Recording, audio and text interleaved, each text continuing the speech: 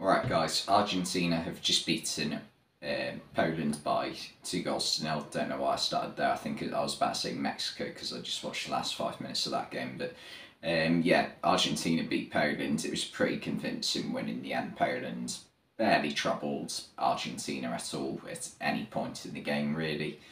Argentina were by far the better side. Even though Messi, the highlight of his game is obviously going to be that penalty miss in the first half, which I don't think was a penalty in the first place. The keeper's come out, Chesney, and he's got to go for the ball.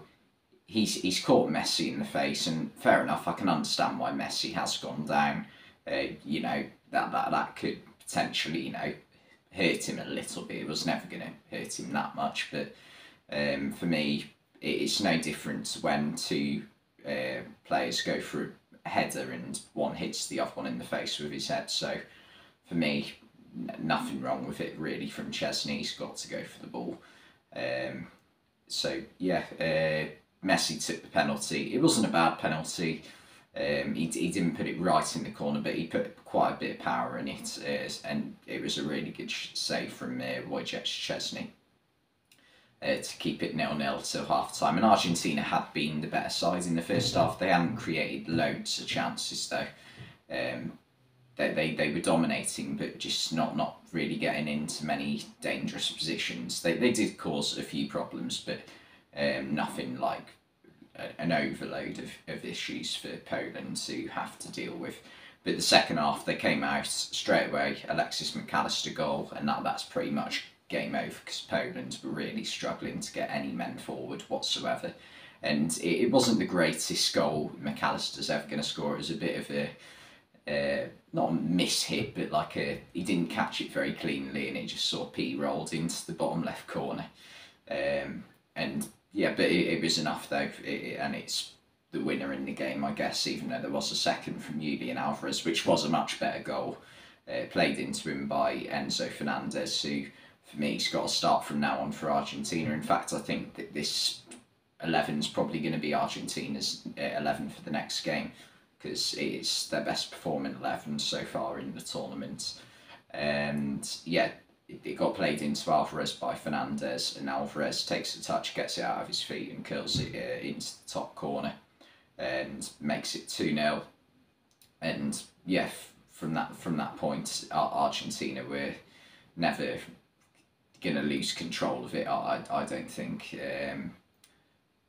Poland just didn't really cause any problems, and Argentina finished top of the group because Mexico won the other game against Saudi Arabia 2-1 in the end, which means that Poland finished second. So in terms of like how this game went, it went all right for both sides really. I mean, I'm sure Poland would have preferred to win and finish top and avoid playing France in the next game, but you know, they'll take going through, won't they? It's the first time in a long time I think they've made it to the round of 16 of the World Cup, so that's good going for them.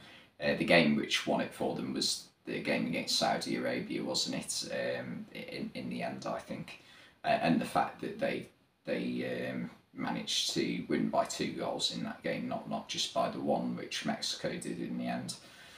And yeah, there's not loads more to say really, other than I think this was Lionel Messi's best performance of the tournament so far, despite the penalty miss. It just felt like, even though he has like little 2 or 3 minute spells where he's not involved in any way, shape or form, when he picks up the ball, he runs with it and he drifts past defenders still.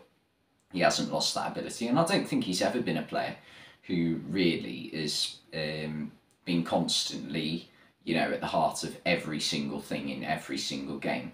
Like, but to do what he does with the ball, you can't really do that. Like, if you look at some of the players who, are the ones that do get on the ball like 100 times a game. Let's take Xavi, for example, when he was at Barcelona. Obviously, he was part of a system, like one of the best footballing systems there's ever been, arguably the best. In fact, I would argue the best, that 2010 Barcelona team.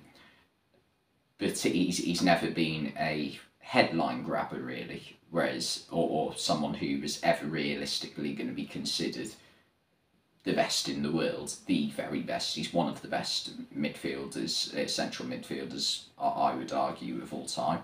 But you know, to be the very best, you have to be, you know, a player who can pick up the ball, and every time you pick up the ball, everyone sort of, you know, is watching, paying attention, sort of thing, and that's what Lionel Messi is.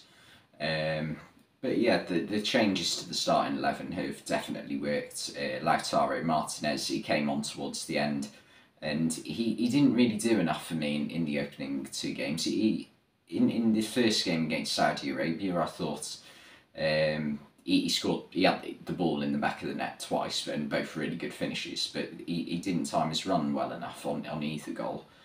So I think, you know, and in the well, the second half against Saudi definitely didn't do enough, and also in the Mexico game, I thought his impact was limited. So I think Julian Alvarez has done more to start for Argentina from now on, so I think that's fair enough.